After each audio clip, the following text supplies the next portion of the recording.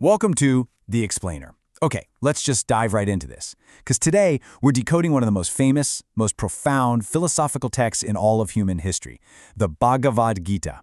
But listen, we aren't just going to sit here and read it like a textbook. We're going to experience it exactly the way it was originally designed to be experienced. See, in ancient times, this kind of knowledge was passed down through a very specific interactive relationship between a guru, the teacher, and the shishya, the disciple. So for today, think of me as your guide and you sitting right there watching as the shishya. Together, we're going to explore the first chapter of this ancient epic, which is known as Arjuna Vishada-Yoga.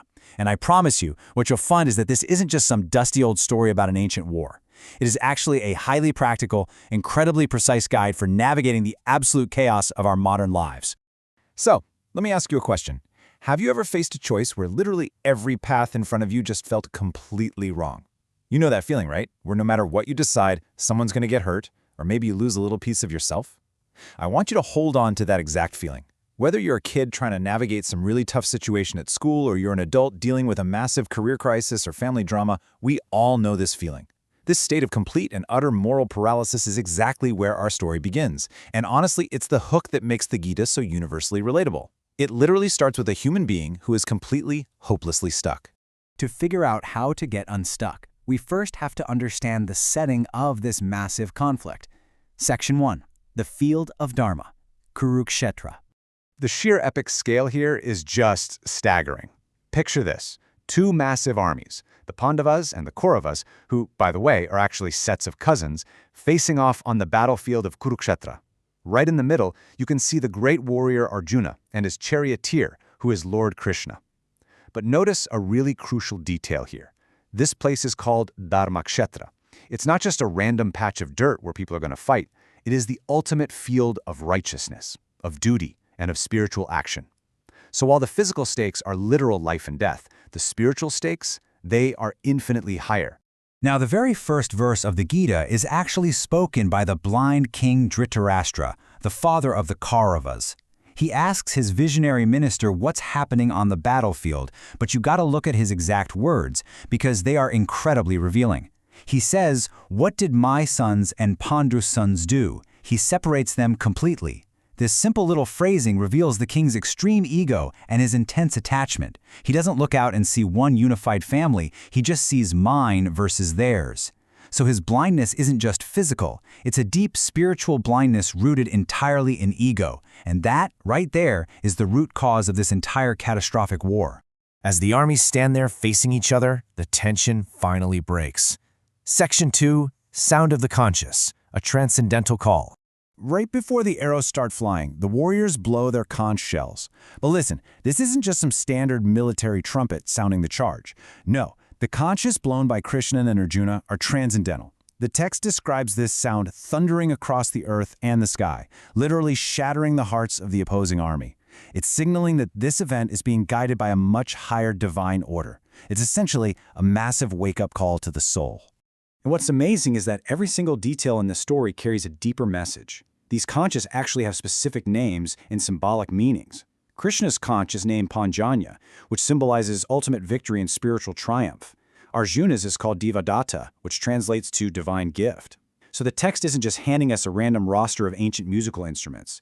It's telling the reader right from the very start that when you align yourself with higher wisdom, you're basically blowing the horn of victory before the battle even begins. But, as we all know, having divine support definitely doesn't mean the human experience is easy. Section 3. Arjuna's Dilemma, the Ultimate Crisis. So here is Arjuna. He is the supreme archer, the ultimate warrior. But right now, in this moment, he is completely falling apart. He asks Krishna to drive their chariot right between the two armies. And when he looks at the enemy line, who does he actually see? He doesn't see monsters. He sees his own grandfathers. He sees his favorite teachers, his uncles, his childhood friends. His mouth goes totally dry, his body starts trembling, and he literally casts aside his mighty bow. He is deeply, painfully torn between his worldly duty as a warrior, which is his dharma, and his deep emotional love for his family. There's a magnificent Sanskrit word for this exact state of mind. Let's try to say it together. Kim kartavya vimudha. Kim kartavya vimudha. It basically means the state of being entirely unable to decide what to do and what not to do. You are utterly, completely paralyzed. What the text is doing here is validating a completely universal human condition. Whether it's a messy relationship issue, a massive career crossroads, or a heavy moral dilemma, we all experience this exact paralysis. Arjuna isn't being weak here. He is just being human. So, what is the psychological root cause of all our daily anxieties? Section 4. Trap of attachment, the root of paralysis. To really wrap our heads around this, let's look at a highly relatable modern story about a guy named Mr. X in his brand new car. It's actually the perfect way to understand how this ancient concept of ego operates in our daily lives right now. So imagine Mr. X saves up for years and finally buys the absolute car of his dreams. He is thrilled, over the moon. Let's break down exactly how this trap snaps shut on him. Step 1, Mr. X buys the car.